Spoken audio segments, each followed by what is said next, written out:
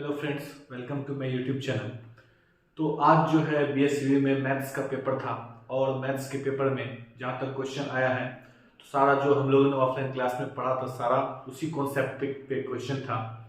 तो कल हम लोग का फिजिक्स का पेपर है। अब फिजिक्स के पेपर में हम लोग देखेंगे कि कौन कौन सा क्वेश्चन आपके लिए इम्पोर्टेंट हो सकता है। तो सबसे पहले हम लोग जो आज डील करने वाले हैं वो है आपको लॉजिक गेट के बारे में।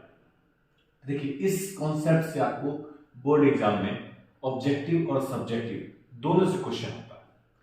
तो अब हम लोग देखेंगे लॉजिक गेट में कि इसमें आप लोगों को किस तरह से क्वेश्चन पूछा जाता है। तो देखिए, बेसिकली लॉजिक गेट आपको तीन ही है। फंडामेंटल जो लॉजिक गेट है वो तीन ही है और उसी के कॉम्बिनेशन से और भी आपको गेट उसमें हम लोग बनाते हैं और जो बनता है, ठीक है। तो अब इस लॉजिक गेट में हम लोग क्या क्या पढ़ेंगे। तो लॉजिक गेट में हम लोग पढ़ेंगे जितना भी गेट है सबके ट्रूथ टेबल के बारे में, बुलियन एक्सप्रेशन के बारे में और उसका सिंबल के बारे में, और यही आपको एग्जाम में आता भी है। तो देखिए, इस सर्किट को आपको देखना है और इसी की सहायता से हम लोग एंड गेट का ट्रूथ टेबल बनाएंगे, ठीक है।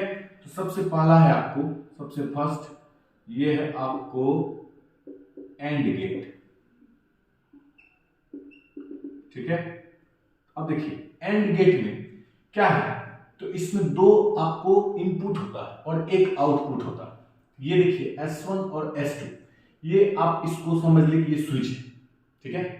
अब इस दोनों स्विच को अगर हम लोग देखें और यहाँ आपका बल्ब है, जैसे ही हम लोग यहाँ से इलेक्ट्रिसिटी यहाँ पास करवाएंगे तो अब अगर ये स्विच आपको ऑन है तो फिर भी आपको ये बल्ब नहीं जलेगा, और या फिर ये मतलब दोनों में से कोई एक स्विच को ऑन करते हैं और एक को ऑफ करते हैं तो आपका ये बल्ब नहीं जलेगा जब तक कि दोनों आपका स्विच ऑन नहीं, ठीक है।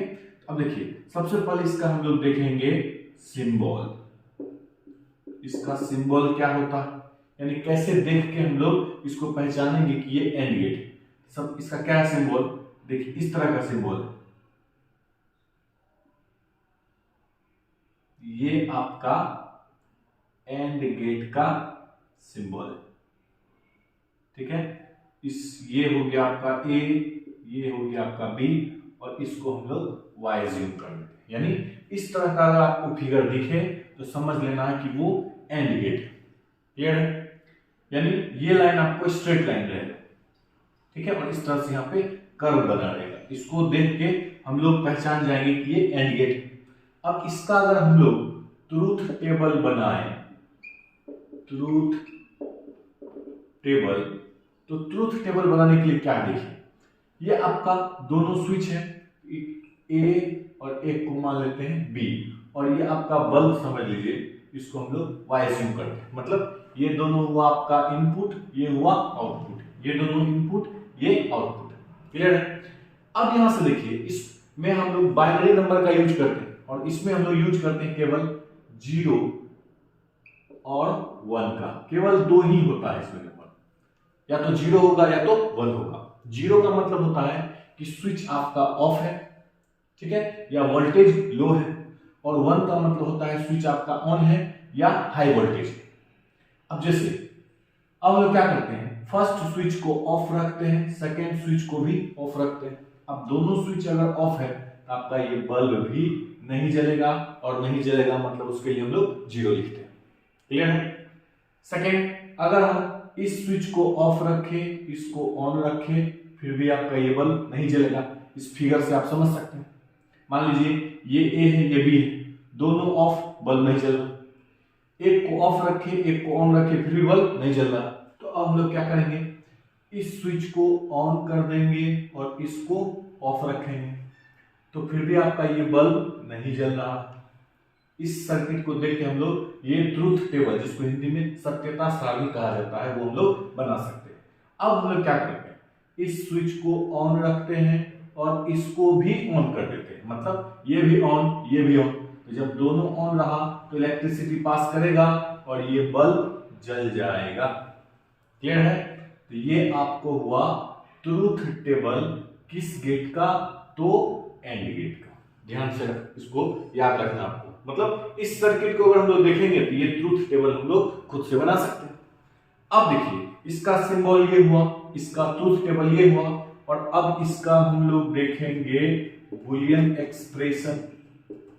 ठीक है, अगर हम लोग इसका बुलियन एक्सप्रेशन देखेंगे तो बुलियन एक्सप्रेशन मतलब होता है क्या चीज कि इस ट्रूथ टेबल को किस इक्वेशन से हम लोग यहाँ पे दर्शा सकते हैं, व्यक्त कर सकते हैं। ये देखिए y है आपका, तो y आपका हुआ आउटपुट इज इक्वल टू, ये हो जाता है a इंटू बी, यानी a डॉट बी, इसको हम लोग ऐसा लिख सकते हैं। ये इसका हो गया बुलियन एक्सप्रेशन। इस तरह से हम लोग एंड गेट के बारे में पढ़े कि एंड गेट का सिंबल ये होता है, ट्रूथ टेबल ये होता है और बुलियन एक्सप्रेशन ये होता है। ये आपको ऑब्जेक्टिव में आ सकता है फिजिक्स के पेपर में। तो इसको हम लोग सिंबल इसका, ट्रूथ टेबल और ये बुलियन एक्सप्रेशन, इसको ध्यान से समझ के लिखना। क्लियर है? अब हम लोग देखेंगे आगे, यानी एंड गेट। अब देखिए एंड गेट के बाद होता है और गेट। अब इस और गेट का हम लोग ये सर्किट बनाएंगे, फिर सिंबल बनाएंगे, फिर ट्रूथ टेबल, फिर बुलियन एक्सप्रेशन। तो हम लोग देखते हैं और गेट का। देखिए तो सेकेंड है और गेट। अब इसका हम लोग देखेंगे, वही सब चीज पढ़ना है जो एंड गेट में पढ़े हम लोग, symbol, truth table and boolean expression. तो देखिए और गेट का सिंबल जो होता है उसी तरह से होता है, थोड़ा सा फर्क है। वो क्या है फर्क? तो देखिए इस तरह से दो स्ट्रेट लाइन उसमें भी खींचे थे, सेम खींचेंगे। अब इस लाइन को थोड़ा सा कर्व कर देंगे, ठीक है, और यहां से इसको हम लोग इस तरह से यहां पे मिला देंगे। और ये जो आपका गेट है, ये ए, ये बी एंड ये वाई, ये आपका हो गया और गेट। उसमें क्या देखते हैं कि ये था आपको स्ट्रेट लाइन, ठीक है, और ये आपको था क्या चीज, पैराबोलिक था, नहीं था। लेकिन यहाँ पे ये लाइन आपका थोड़ा सा कर्व, तो ये हो गया आपको और गेट। ट्रूथ टेबल में ए बी आपको वही रहेगा जो एंड गेट में था, सिर्फ क्या होगा, इसका आउटपुट चेंज होगा। अब देखिए यहाँ पे S1 और S2, तो दोनों स्विच यानी S1 को भी अगर ऑन कर दे फिर भी इलेक्ट्रिसिटी पास करेगा और ये बल्ब जल जाएगा, या फिर S2 को भी हम लोग ऑन कर दे फिर भी बल्ब जलने लगेगा। दैट मींस कि किसी एक स्विच के ऑन करने पर ये बल्ब जलता है। आइए हम लोग इसको देखते हैं। देखिए ऑफ ऑफ, अगर दोनों ऑफ है तो बल्ब नहीं जलेगा। क्लियर? अब यहां से ऑफ ऑन तो बल्ब जल जाएगा, फिर से ये ऑन ऑफ तो बल्ब जलेगा, और दोनों ऑन है तब तो बल्ब जलेगा ही। ये आपको हुआ और गेट का ट्रूथ टेबल। इसका बुलियन एक्सप्रेशन अगर देखें तो y is equal to a plus B. Objective के लिए ये बहुत महत्वपूर्ण है बुलियन एक्सप्रेशन, और सब्जेक्टिव के लिए तो सारा महत्वपूर्ण है। कभी कभी ऐसा भी ऑब्जेक्टिव दे देगा आपको कि सिंबल दे देगा और आपको आइडेंटिफाई करने कहेगा कि ये कौन सा गेट है। तो symbol, truth table and boolean expression, इन सारा को अच्छे से रिवीजन कर लीजिएगा, ठीक है। तो ये था आपका दूसरा और गेट। अब हम लोग आगे बढ़ेंगे, तीसरा है हम लोग का नॉट गेट। तो देखिए नॉट गेट को हम लोग कैसे पहचानेंगे, उसका ट्रूथ टेबल क्या है और बुलियन एक्सप्रेशन क्या है, ध्यान से समझना। तो देखिए तीसरा है नॉट गेट। अब इसके लिए भी वही सारा चीज पढ़ना हम लोग को। सबसे पहला है आपको इसका सिंबल, और इसका सिंबल क्या, देखिए आप एक स्ट्रेट लाइन खींचिए, यहां पे एक ट्रायंगल बना दीजिए और यहां पे एक छोटा सा सर्कल बना दीजिए। क्लियर है? अब इसको हम लोग ए मानते हैं, इसको वाई, मतलब कि इसमें एक इनपुट और एक आउटपुट होता है। क्लियर है? अब यहां से ये गेट आपका हुआ नॉट गेट, इसको हम लोग इन्वर्टर गेट भी कहते हैं। ये आपको इनवर्टर गेट, ये भी इसका नाम है। हो सकता है ऑब्जेक्टिव में पूछ दे कि इन्वर्टर गेट कौन सा होता है, तो वो होता है नॉट गेट। क्लियर है? अब इसका अगर हम लोग ट्रूथ टेबल बनाएं, ट्रूथ टेबल, इसका ट्रूथ टेबल क्या है, देखिए यहां ए और ये आपका वाई, इसमें उल्टा होता है। नॉट गेट है मतलब कि यहां पे अगर 0 है तो यहां 1, यहां अगर 1 है तो यहां 0। यही है इसका पहचान, यानी ट्रूथ टेबल इसका हुआ। क्लियर? अब इसका अगर हम लोग लिखें बुलियन एक्सप्रेशन, बुलियन एक्सप्रेशन, देखिए इसका बूलियन एक्सप्रेशन क्या होता है, y is equal to A dash और ए नॉट, दोनों लिख सकते हैं। ए डैश का मतलब भी ए नॉट ही होता है और ये तो ए नॉट है ही। इसका मतलब हुआ कि नॉट गेट को कहेंगे हम लोग क्या चाहिए, इन्वर्टर गेट। सिंबल ये है छोटा सा ट्रायंगल और ये छोटा सा सर्कल। ट्रूथ टेबल यानी अगर हम लोग इनपुट 0 रखेंगे तो आउटपुट 1 आएगा और इनपुट 1 रखेंगे तो आउटपुट 0 आएगा, और ये हुआ इसका बूलियन एक्सप्रेशन। क्लियर है?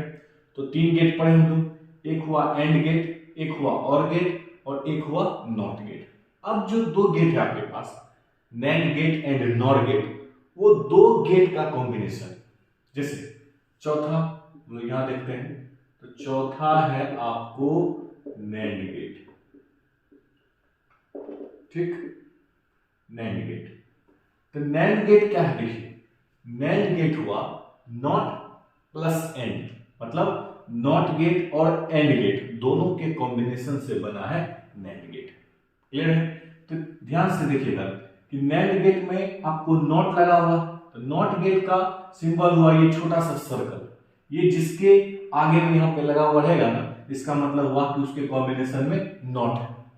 अब इसका अगर हम लोग सिंबल देखेंगे नैंड गेट का, तो नैंड गेट का जैसे एंड था सेम आपको वैसा ही सिंबल बनाना है।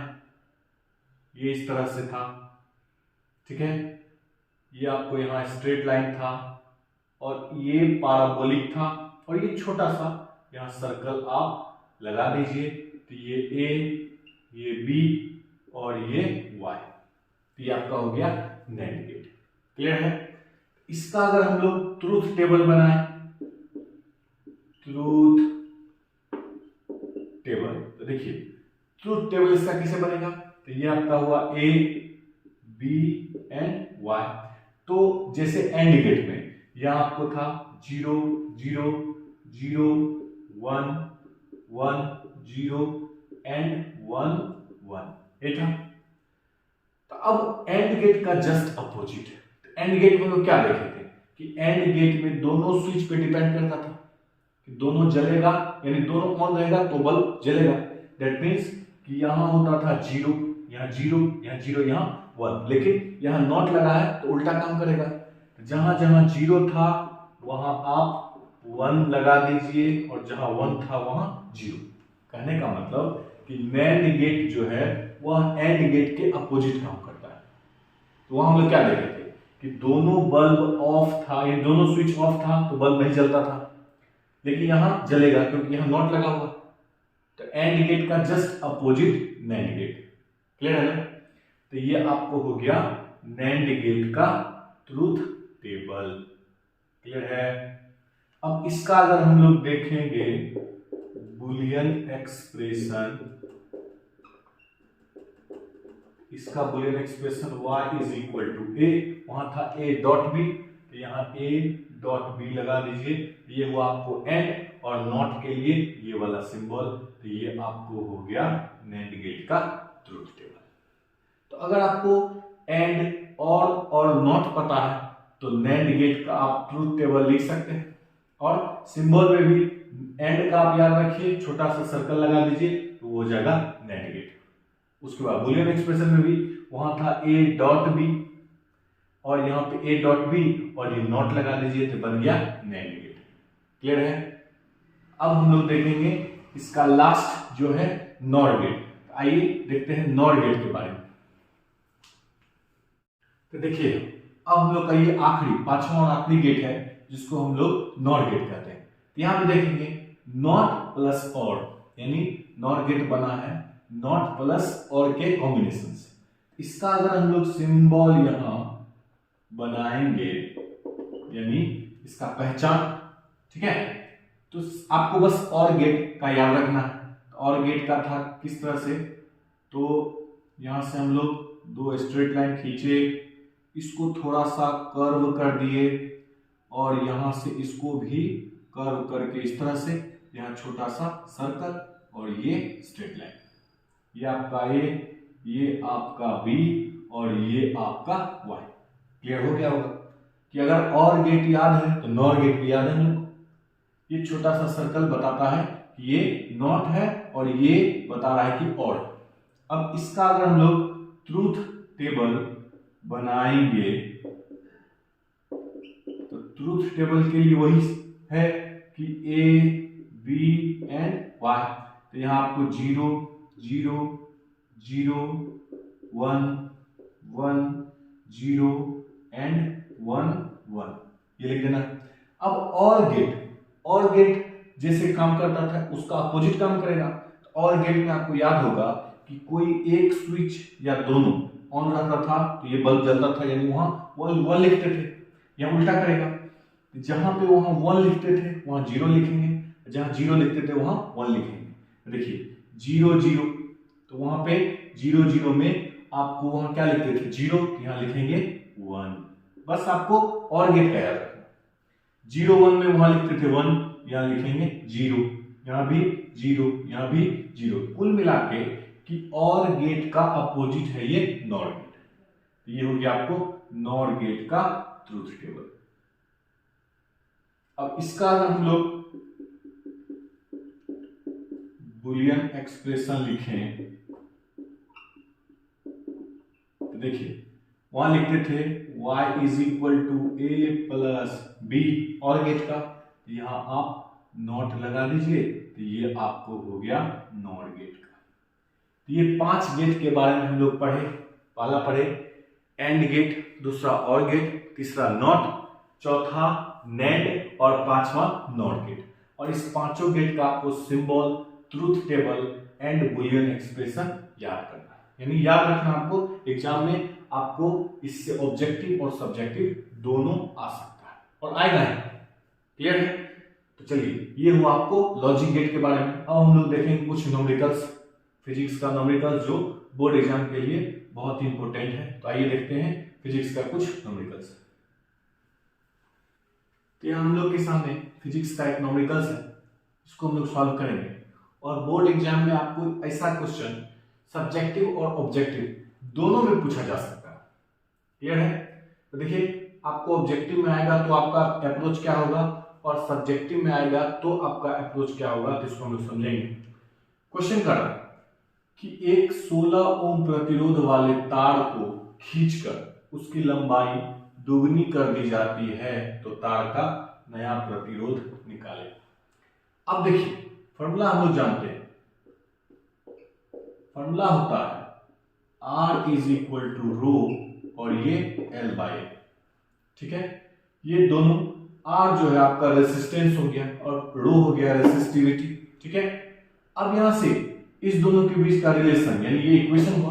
अब आपको क्वेश्चन क्या कर रहा है कि जो आपके पास वायर है उसका रेसिस्टेंस है 16 ओम, तो यहां R के बदले में हम लोग 16 लिख सकते हैं और ये आपको हो गया रो इंटू L बाई ए और इसको इक्वेशन 1 एज्यूम कर लेंगे। यानी अब आपको क्वेश्चन में कहीं भी ये एक्सप्रेशन दिखेगा उसके बदले में हम लोग 16 लिख सकते हैं। अब अकॉर्डिंग टू क्वेश्चन क्या करना कि उसकी लंबाई दुगनी कर दी जाए।